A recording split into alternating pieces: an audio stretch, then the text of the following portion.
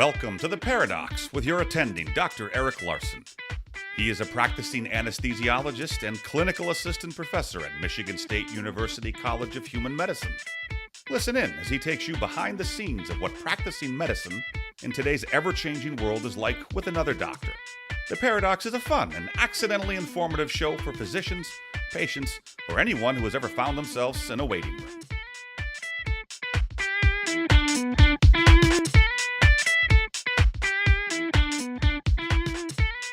Welcome to the Paradox. I'm your host, Dr. Eric Larson. Thank you for joining me as we explore the U.S. medical system in a fun, informative format where you can learn about what physicians face through expert analysis. Today I'm going to break my rule a little bit, and then instead of having another physician, I'm going to have Mr. Michael DeVine. He's a licensed counselor, and we're going to be talking about mental health and the problems within the industry. I think you'll find it very informative, certainly at the end with some really interesting answers to questions of how things have changed just in his practice and that he's noticed over the last decade. But a little bit of housekeeping to take care of first. First, a shout out to my new patron, Eric Roberts, who's in medical school. Thank you so much, Eric. It's been fun connecting with you. Next, I'd like to thank each and every one of you who listens to the show and shares this with your friends and colleagues and family members. This last week, maybe it was even a little earlier, but I think it's sometime before I release episode 38, I crossed the 25,000 download mark. I think when I launched the podcast less than a year ago, back in, I think it was April, I don't know exactly what I had thought of target for goals, but I think I'd hoped for about 100 downloads per episode when I looked at the average number of downloads that people receive. I'm not anyone famous, and so I certainly didn't have name recognition to help boost the start of the program or have the ability to get the high-powered guests that lots of these shows get. So it's really been through you, and hopefully we've formed a great relationship. It's been meant a lot to me. This show has allowed me the opportunity to express myself in ways I didn't expect, to hopefully advocate for physicians and for patients, and to help people learn about what's going on. So thank you again, and please, if you haven't subscribed, please subscribe. Of course, it's free. Please recommend it and continue sharing with your friends, and the growth of the show is clearly dependent totally on you, and so I really appreciate that a ton. I can't tell you how much it means to know that people are listening, and so it's pretty cool. And I would also recommend that if you've ever thought about doing your own podcast, go for it, and try and add a unique voice to the airwaves. There's probably something that you are very knowledgeable about, or maybe you have some opinions, maybe you're funny, I don't know. But anyway, I think it's an opportunity to start a conversation, and that's kind of what we're looking at for this show. And certainly with this episode today, where I talked to Michael DeVine, these are two sort of parallel, sometimes intersecting fields. Mental health is obviously always present within the healthcare industry in general, but it's always seen as sort of its own thing on many levels. And so it's an opportunity for us to get together, I guess, and offer insights into how each of our industries works. And it's always funny saying industry because, we don't produce anything. We don't put together cars or televisions. But it is an industry, right? It's when you look at large healthcare systems, and the mental health system is its own thing. And they obviously are symbiotic, and they can help and hurt each other. And so today's just a conversation between us where we try and understand a little bit more about those guys in mental health. The show notes, they'll be found at theparadox.com/039. There you can also find a link to my appearance on Michael's show, the Gray Matters Radio podcast, which was a couple weeks ago. I think it's just a general discussion about healthcare, the problems, which many of them we've discussed today. It's an interesting discussion because not only is Michael coming from the counseling background, but his friend is sort of the everyday guy who is the one dealing with the system. He's your patient. And his father was in purchasing for hospitals. And so he has an interesting perspective as far as how the purchasing process works, the motivations from hospitals and large systems to try and run things efficiently within a large healthcare system. But anyway, without further ado, Mr. Michael DeVine and a discussion about mental health. Enjoy. Well, hey, I'm here with my friend Michael DeVine. He's a licensed professional counselor and family business consultant with a bachelor's in psychology from Epidemic College and a master's degree in psychology from the University of North Texas. I was on Michael's show about 3 weeks ago, I think, Gray Matters Radio, which is a podcast, and he talks about the mind, of course, as a counselor. He's also the author of a book, Failure to Launch, Guidance Clinicians to Launch the Long-Dependent Adult Child. He's also a co-host of the Voice Radio Center, the Radical Center, on Talk 1370. He spent the majority of his career in private practice working with families, teens, and young adults with a variety of issues, such as addiction, failure to launch, anxiety, career indecision, autism, and depression, as well as helping guide family-owned businesses to continued and long-term success. So, Michael, thank you so much for returning the favor and coming on my show. Thanks for having me, man. I'm real excited to be on yours. I thought it was very magnanimous of me to bring you on since you're in Ohio and I'm in Michigan, but I just was... this could be perfect. Yeah, know? Well, I mean, we're both Midwestern. It's interesting. My wife is from Iowa, and when we met in medical school, not University of Iowa, and I would explain to her that, I'm from the Midwest, and she looked at me like I had two heads, and she's like, Michigan's not the Midwest. And her definition was anything west of the Mississippi, I think. And so I'd never thought of it before, but I'm like, I don't know what we are, but we're certainly not the East. So I don't know. I remember in school, they're trying to explain why the Midwest is the Midwest. And honestly, I think I understood neuroanatomy better than I understood why the Midwest is the Midwest. I really have no clue still. It's also really gigantic, right? If you use my definition, it's like half the states. It's from Kentucky all the way over out to maybe the edge of Colorado, and then you hit the West, I guess. So today we're going to talk about mental health, which is what you live in most days, and it's a gigantic topic. I listened to your show a couple weeks ago, where I think you exposed some of the underside of the rock of mental health counseling, and to talk about the industry or the profession, I guess. It's what I do all the time on this show, talking about healthcare. We talk about all the warts. We often talk about the solutions to lots of problems as well. But we haven't talked about mental health outside of the epidemic of physician suicide, which we're not going to address today. But why don't you talk to me and just tell me a little bit what you think mental health is? I mean, it's a broad term, so what does it mean to you? That's actually a good question. I think you almost kind of have to break it down into almost subsets of populations that you're working with, because you have the outpatient providers like myself who are doing traditional counseling, whether it be, working with families, working with individuals, even getting into more of the life career coaching element. And so it's more of the, my background is in counseling psychology, which is more normal ends of the spectrum of mental health issues, where really it's more just about normal people going through difficult times. Mm-hmm. Then we start getting more into the clinical kind of realm, where that can be on an outpatient basis, but I think sometimes the modality and the ways in which you work are a little bit different. But once again, mostly in that outpatient kind of basis. But then you start kind of getting into more the severe mental illness or the chronic and long term, and I think this is where we're having, most of the problems with mental illness and mental health treatment.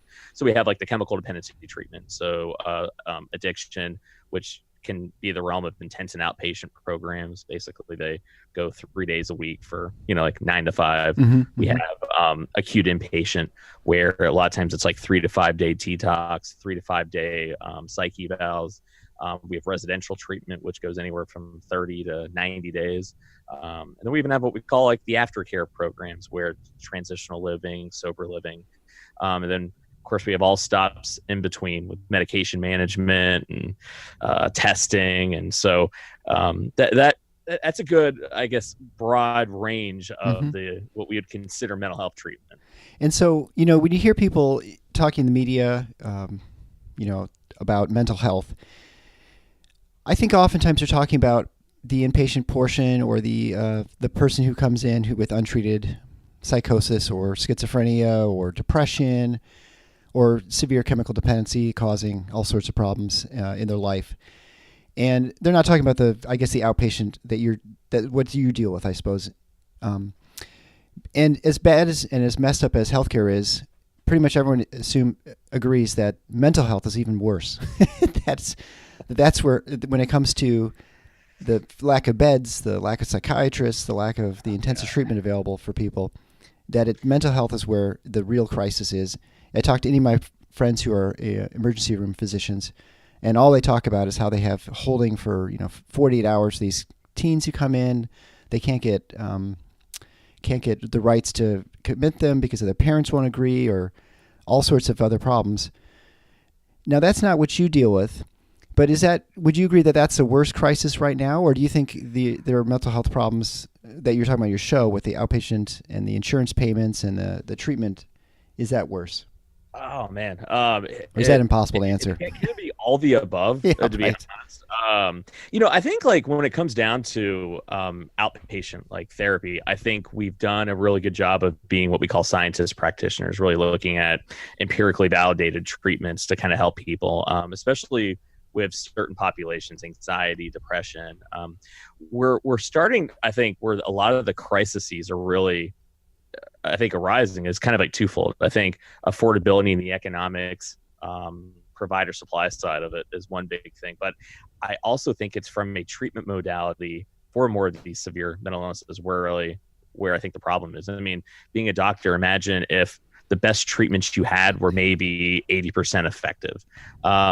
You wouldn't feel very good about that. And I think that's the reality of where we're at, especially with addiction. It's all we keep talking about is the addiction problem. And between the modalities that we're using, I mean, if we're really looking at 12 steps programs, the traditional 3 to 5 day detoxes, residential treatment for the worst drugs and the biggest problems we have with heroin and methamphetamine use, I mean, the relapse rates are 85, 90%, and it hasn't really gotten any better.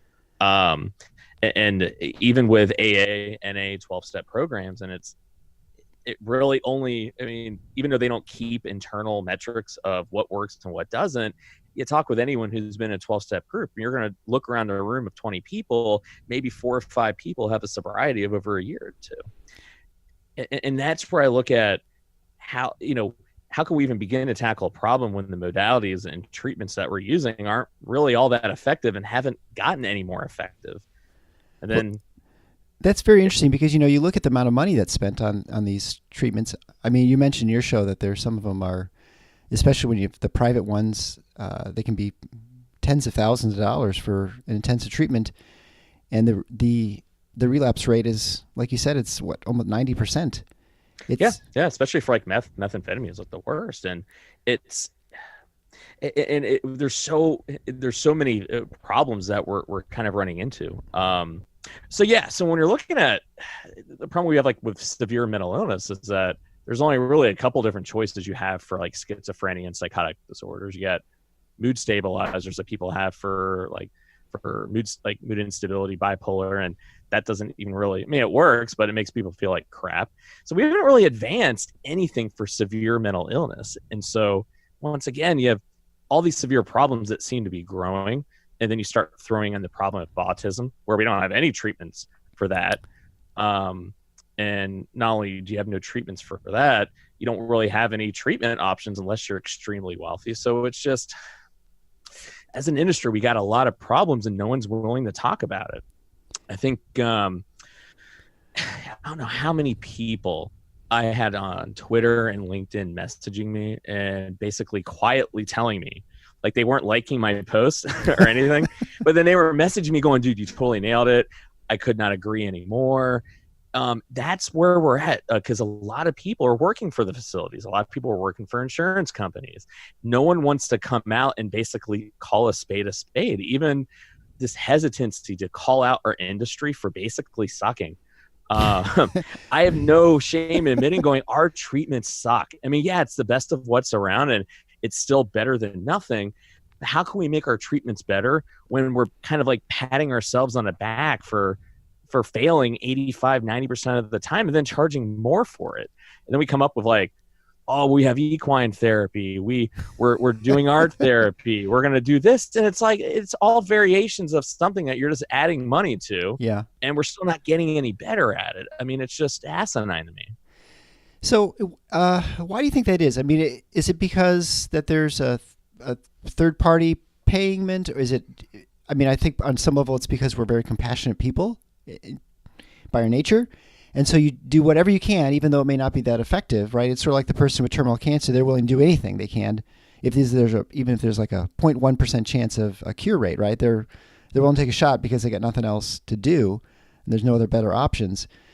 I mean, where do you think the problem lies? I mean, obviously, as you mentioned, part of it is in the industry itself and not being forthcoming, I guess, about the rates of cure. Honestly, I think I think it's a lot of different things. I think first and foremost, you have to look at psychology. We're kind of like the redheaded stepchild. Not to offend any redheaded stepchild out there, but I'm saying, right? I have a lot of listeners. Yeah, we're like the redheaded stepchild of the treatment, of health and wellness. For so long, we wanted to be taken seriously. I mean, the whole reason why we have a DSM manual in this medical model of psychology is that we wanted to be taken seriously by the doctors, the medical industry, and so. Part of me feels as though it's kind of like we're just now starting to get to a point where people are taking us seriously and maybe looking at us as quasi equals in the medical industry. So I think if we were to sit there and basically say, so it took forever for you guys to actually, look at us with respect. And then now we're going to admit that a lot of what we're doing doesn't work. I think that's part of it. I think another part of it is that even though it's not working, if we were to admit that maybe it's not working, it would make people seek treatment out less. And so I think there's that hesitancy to acknowledge it for that very reason. And then I think 3, it's almost like we don't really know what to do. If you really look at me as a doctor, you understand. I mean, the one area that we're really lagging behind is in neuroscience. Mm-hmm. And I think we're at a place where we're therapy and a lot of techniques is almost like trying to take advantage of neuroplasticity, but kind of like manipulating it from the outside. You can only get so much movement with it. Or as I say, some problems are hardware, like the brain. Some problems are like software, the coding, right. And I think it's just that we're so far away. Like, it's like we've grown really far. And maybe our understanding, like with autism, for instance, I remember, I started working with autistic children about 2000 when I was an undergrad. And in my first year of grad school in 2003, for psychopathology, I wrote writing a research paper on their neurophysiology of autism. And back then, you couldn't find a study that could isolate one part of the brain. MRI study, CT study.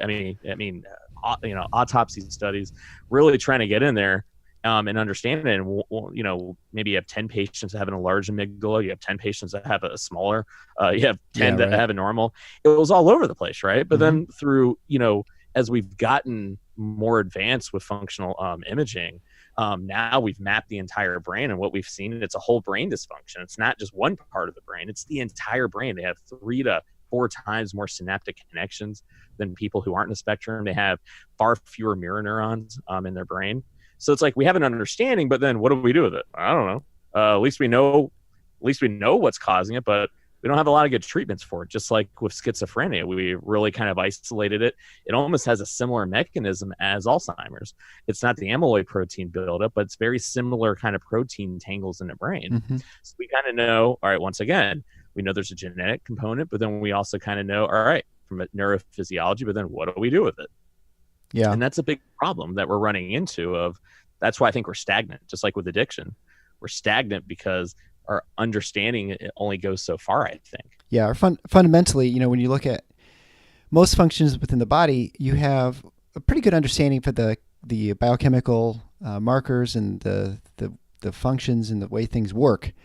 When it comes to the brain, it is really just a complete black box. I mean, we know about the structures that are there and present, but we don't know how they interact with each other. We don't know how learning forms. I mean, we can have ideas where it starts, and we can have basic ideas of what functions of the brain does certain things based on people who have infarcts or parts of their brain that are no longer functioning.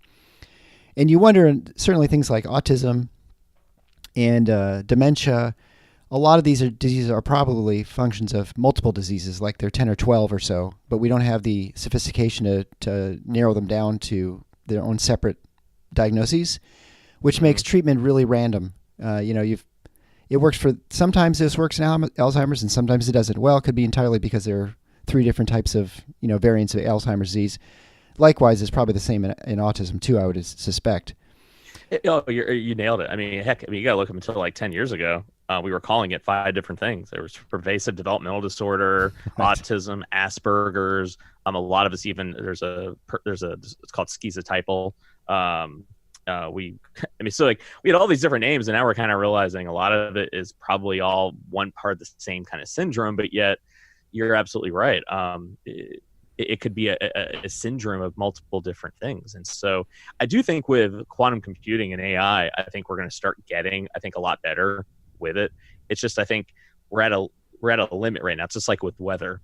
We have an idea of what's happening with the weather, but just so much sheer data and knowledge and so much the models, just you need that computing power. And so I'm hoping we'll have some nice breakthroughs in the next 5 to 10 years, but we're a long ways off. And it was an interesting story. I don't know if I told you this, but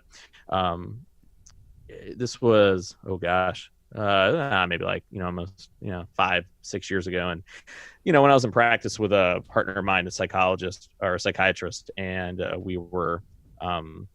was reading some studies done by Duke, and they're doing in vivo neurobiofeedback basically with addiction. Mm-hmm. So what they were doing, they were hooking people up to a functional MRI, and people that were in treatment. And so first they kind of mapped their brain. So they kind of just did a resting kind of scan.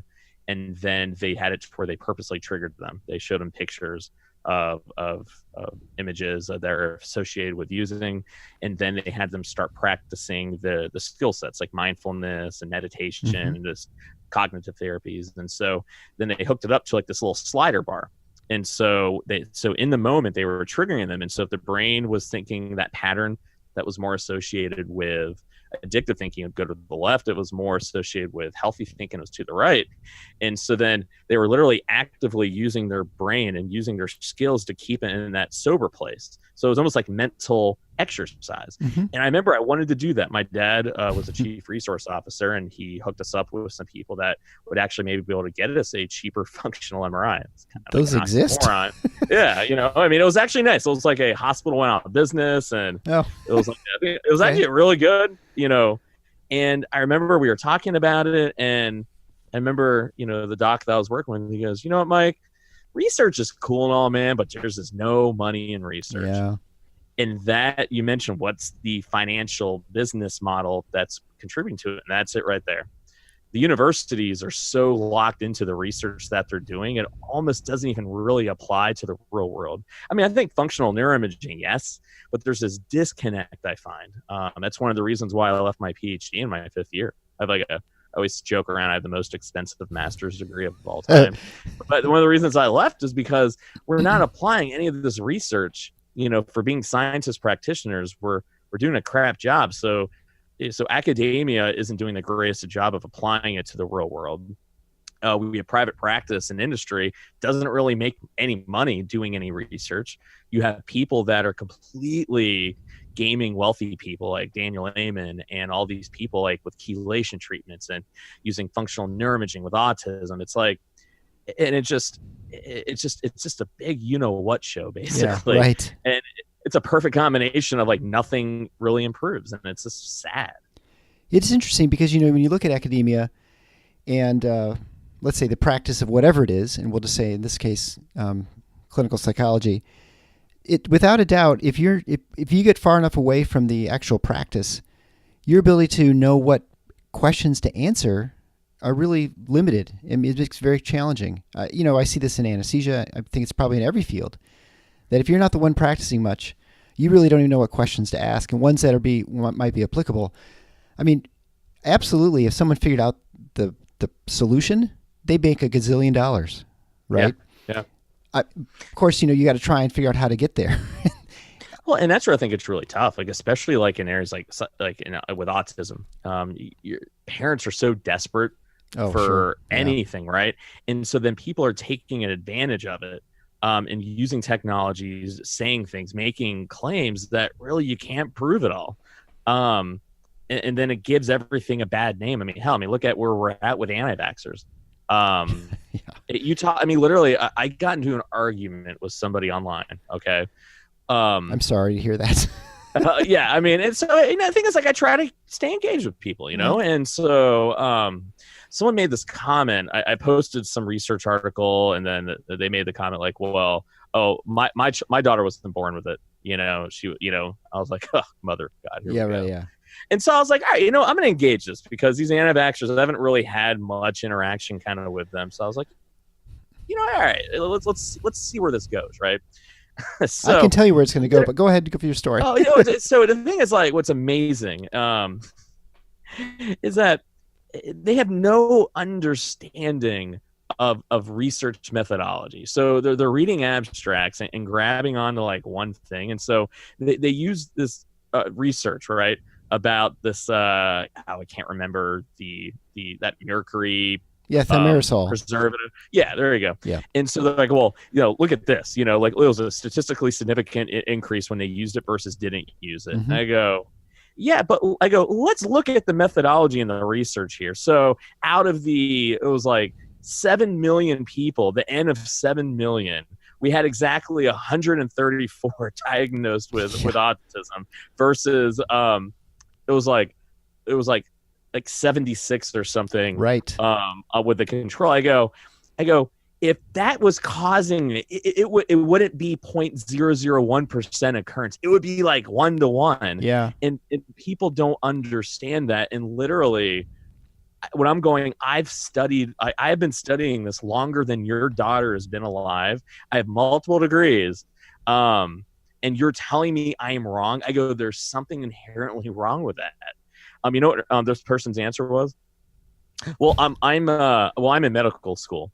Oh. One, that they weren't in medical school. They're pre-med. And I go, and so my response was, I go, well, I look forward to reading your research. You know my email address, my Facebook and my Twitter. I want you to forward over your research paper when you write it, and I look forward to having you on my show. And that's where I ended it. Totally unimportant, but an important thing statistically. If you get a sample size large enough, you can prove about anything.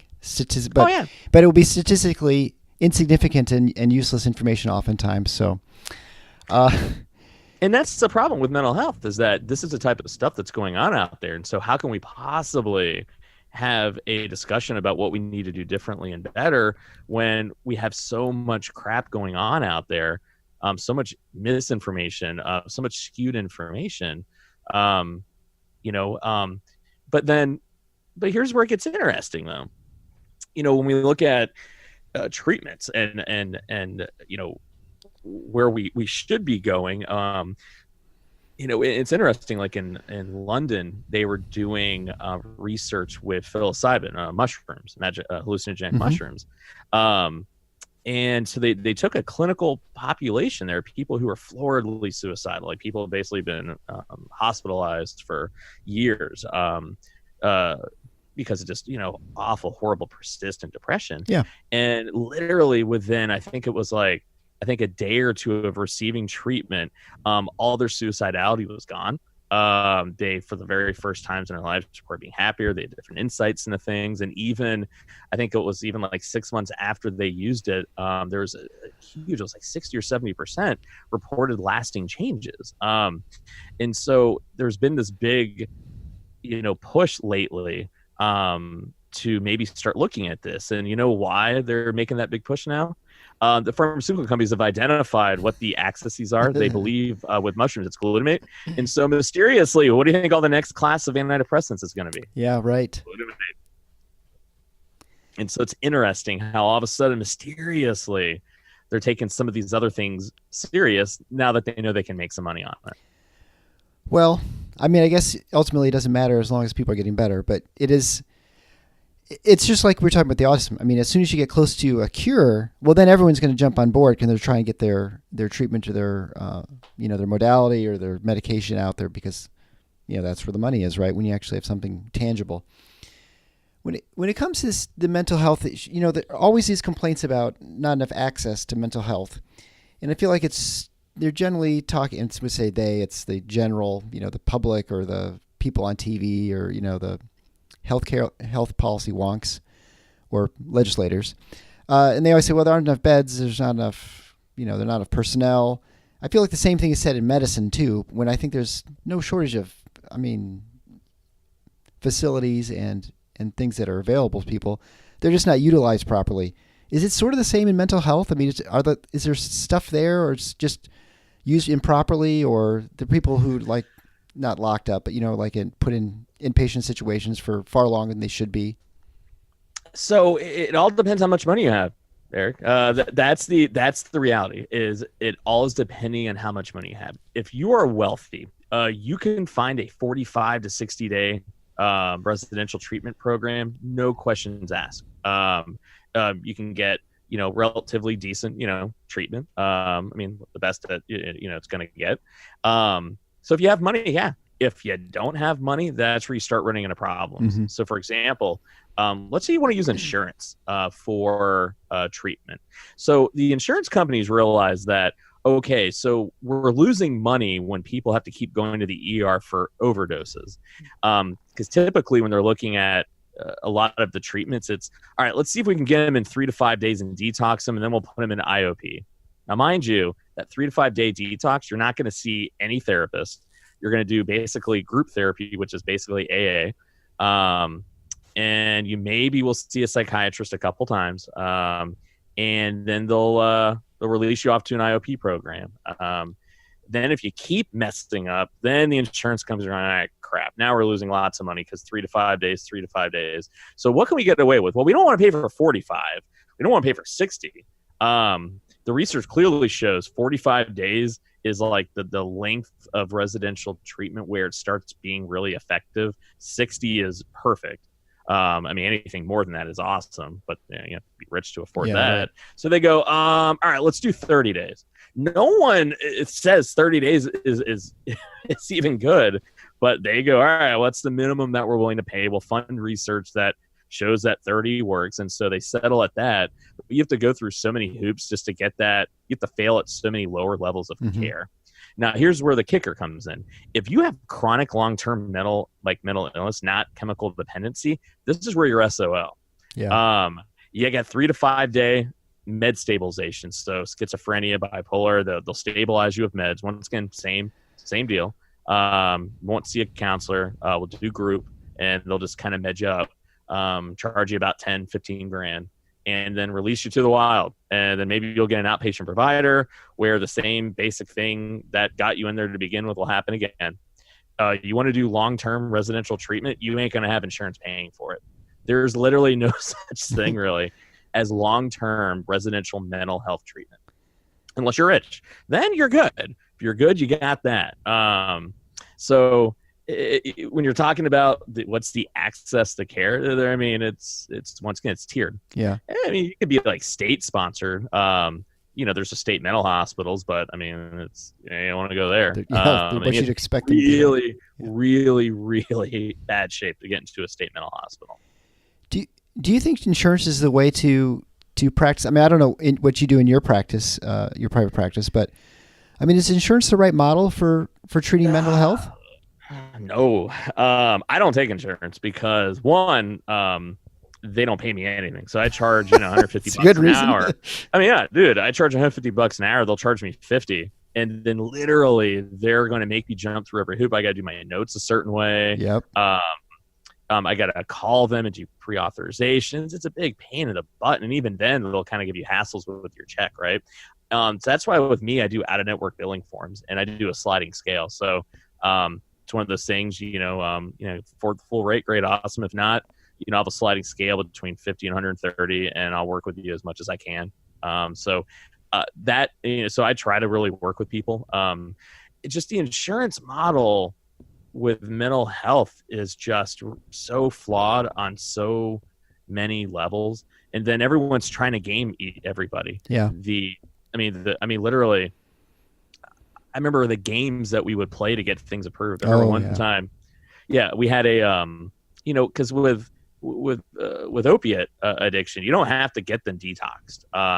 It sucks. You're not going to die unless you have like a heart condition or stroke. So you'd play these games of, all right, so what can we do here? Because literally I would walk into my shift and intake when I was an intern, and you'd have the director of intake going, all right, well, we have 8 beds open. We got to fill this up. So right after the bat, you're kind of going, all right, well, we got to fill these beds up, right? And so literally there was one day where the director was sitting there and just kind of like badgering us. What are you guys going to do? And now, mind you, this director wasn't a clinician. They were just a business person. Yeah. And I remember I had a Sharpie in my hand and I was at the board. I chopped it across the room and walked out.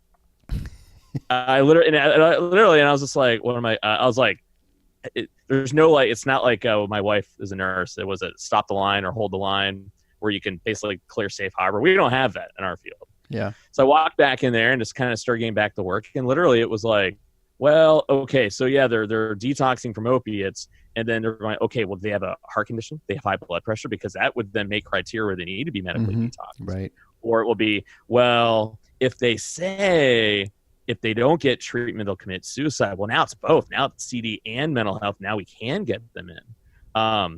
And so those are the games that they would play. And then the insurance companies are going, well, we don't want to approve that. Why don't you guys try doing this? It's like, dude, they literally tried committing suicide like 3 days ago, and you're saying that they're fine? Well, they're not showing any active symptoms. I go, they were literally in the hospital 3 days ago from trying to take a bunch of Tylenol. Like, would you be okay 3 days later after that? I've had hangovers that last longer than 3 days. So, I mean, that's the game. And who's at fault? I don't know. They're all trying to game each other. So I think they're all just trying to make a buck and try to keep each other in line. But it's, if people weren't trying to profiteer so much off of it, I think maybe that would maybe make the model a little bit better. But it's just, God, it's just really messed up, man. It really, really is. And it's sad because I love this industry. I've made my living in it. I believe a lot in what we're doing. It's just tough when there's so much fraud, so much waste, so much profiteering, and it's just wrong. It really, really is. Well, it's not any different medicine. I mean, I think fundamentally it's the same, right? You have the consumers, the patient, who wants everything they possibly can get, and they work as hard as they can to get as much as they can. I mean, they don't try to be sick, but you're going to want the best of everything if it doesn't cost you anything. The people who are selling to you are more than happy to give you all that stuff. It's a person in the middle whose payment's like, whoa, I'm not going to pay anything, right? And so you have all these battles going on where you don't have any sort of, no one recognizes the true scarcity of the situation. And so it sounds like it's no different for you guys. It really, it really isn't. I mean, and the thing is, it's like you need a free market kind of system to push innovation. And I think we see it a lot more on the medical side, but I think there isn't any there's no motivation for innovation, because this might sound awful. This might not be true. I mean, I can't, I'm not sitting in those board meetings, but there's almost a part of me going, it works against their bottom line to make things better. It almost, when you have a revolving door of people constantly coming in, it almost is better for business to keep it this way. It doesn't make a lot of sense to basically call yourself out in your industry and then also then invest money to innovate it. That's what it almost seems like. And then academia, I think, isn't doing their job at all. I mean, what it's like in grant dollars, how hard it is. You just see some of the research that's coming out. It's like Captain Obvious research. It's like, why do you have to do research on that? I could have told you that without even doing the research. Well, I mean, when you look at throughout history and you look at new innovations and disruptions in markets, it never comes from people who are within the market, who are market leaders. No. It's always going to be the upstart, the person on the outside, the person who can't get access to things, who has an idea or some sort of, whatever innovation that totally transforms the market. And at that point, it doesn't matter what the market does because it'll lose, right? I mean, that outside of trying to legislate from a licensing standpoint or something like that, they cannot stop those innovations from coming. Because, especially when you have such poor success rates, as you mentioned in some of your treatment programs within mental health. I mean, if you had something that was effective half the time, that'd be revolutionary, right? Oh, without a doubt. And it would be so revolutionary. And I think, you nailed it yourself. It's going to be something outside factors that are going to disrupt it. But I think where I think the mental health industry, I think is maybe a different conceptualization of an outside disrupting factor. Because if we're really being honest, I mean, with the exception of like autism, schizophrenia, bipolar, where it's structural genetics, right? Sure. I think the reality is that the majority of the mental health problems I think we're seeing is really more the downstream, collateral damage effect of just society in and of itself. And that's the reason why a lot of these things aren't working, is because we're I've always made the analogy of, I feel like I am treating soldiers for PTSD, where basically after we're done with the session, they go right back out into battle after I'm done with them. And that basically my job is to make their emotional Kevlar better.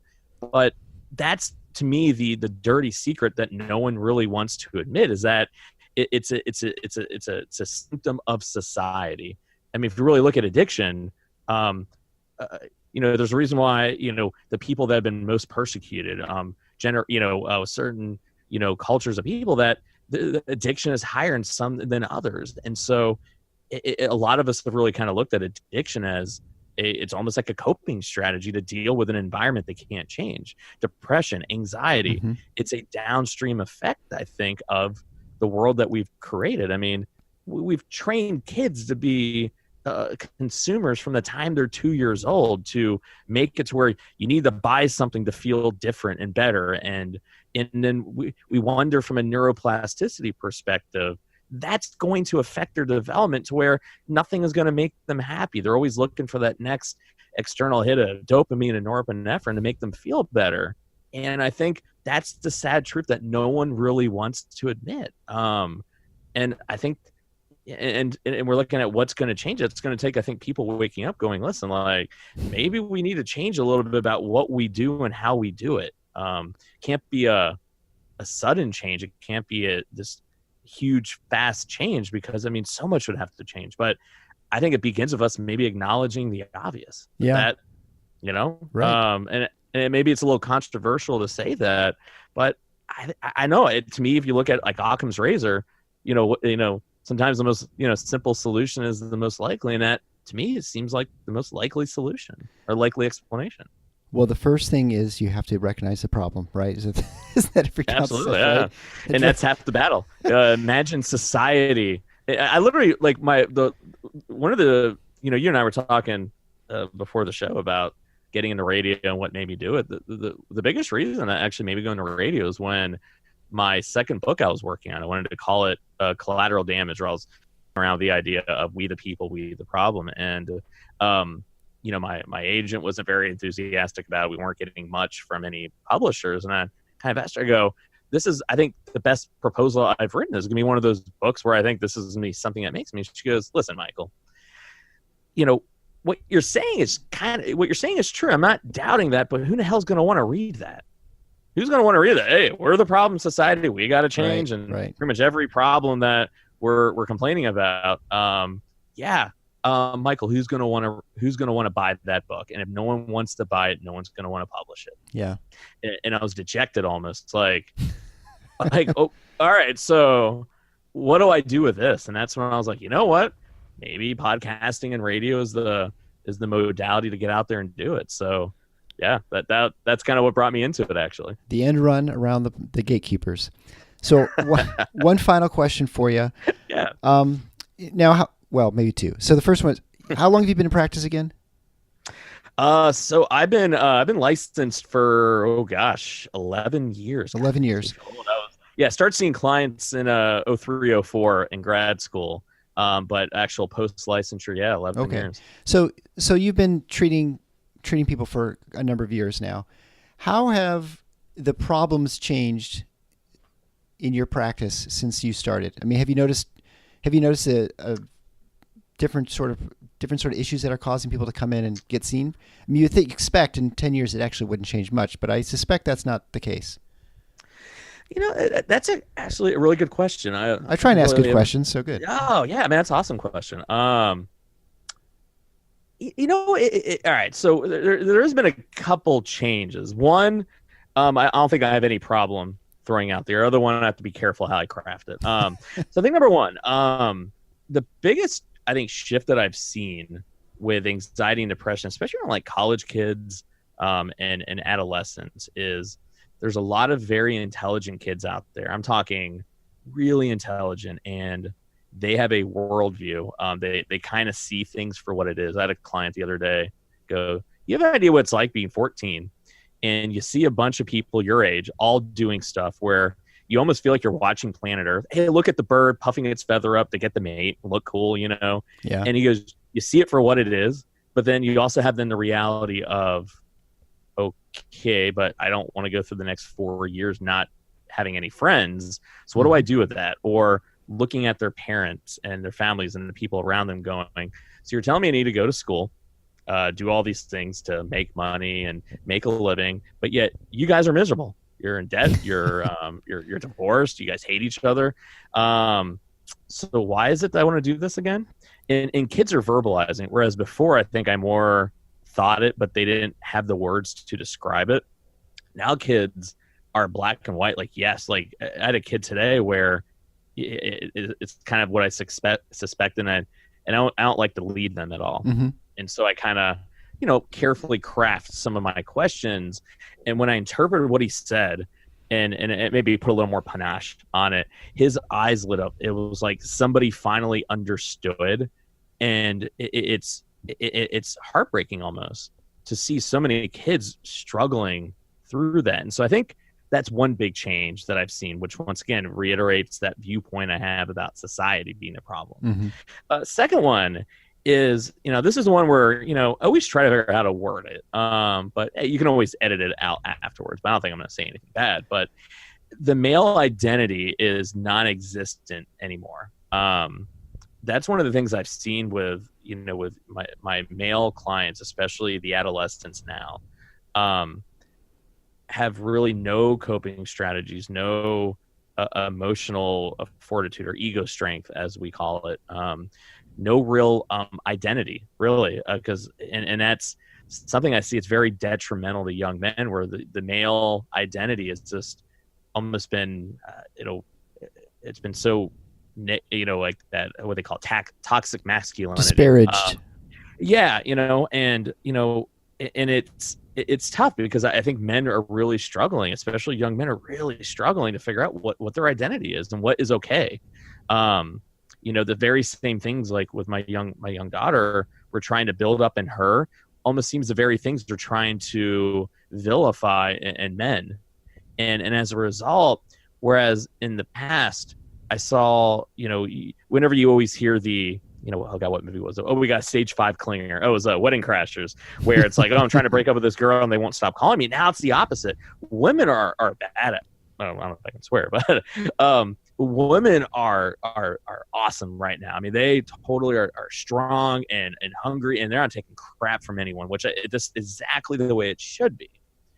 But our young men are struggling, and they're not doing well. And I worry about that, and I worry about the most is because the very things that we would want to tell them to kind of like make them stronger, it's almost like it's almost wrong. They're not allowed to have that. And as a clinician, I even struggle with how to balance out society, my own views and values, and where things are heading. So, but that's a very disconcerting thing that I think a lot of people aren't talking about.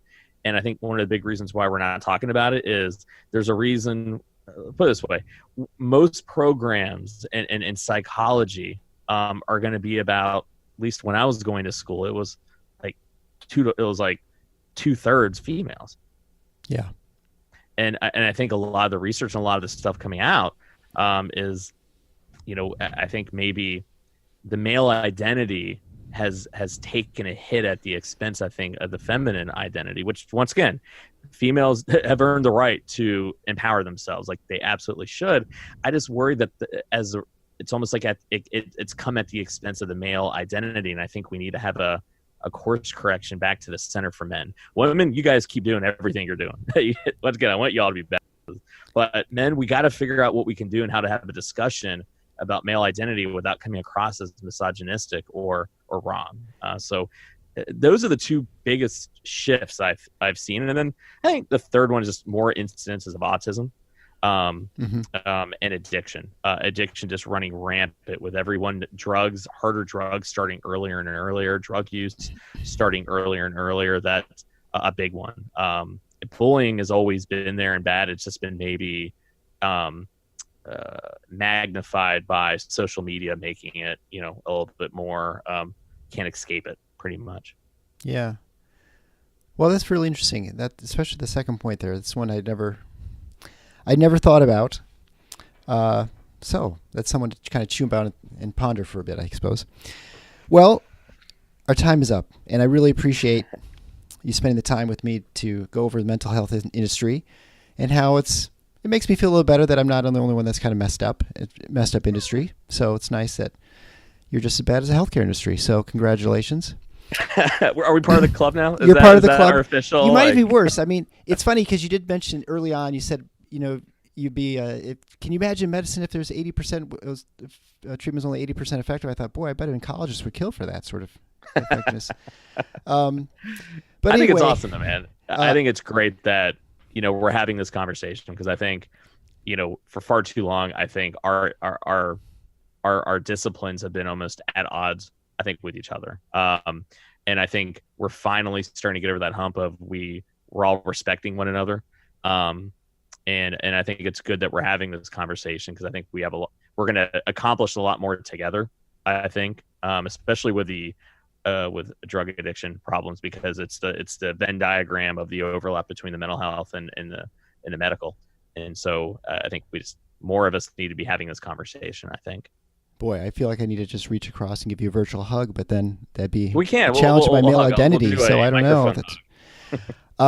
Well, Mr. DeVine, where's a good place for people to follow more of your stuff besides subscribing to Gray Matters Radio? So a couple of places. So you can get us graymattersradio.org. It's our website. It has all the blogs and articles on there. You can get us on Twitter, Gray Matters Radio, but it's RDIO. Facebook at Gray Matters Radio. You can also get me on my more counseling website, DeVineCounseling.com. So you can see who I am as a counselor, not just a radio personality. And then you can get me. So Gray Matters Radio, it's we're always on Mondays airing our podcast. And you can also catch me on the Voice of the Radical Center on Top 1370 and on pretty much radio.com, pretty much everywhere, on live Sundays at 2 to 3 o'clock Central Time, 3 to 4 Eastern Time. Well, thank you so much, and have a great evening. Absolutely. Thank you so much for having me on, man. It's real as always. My pleasure.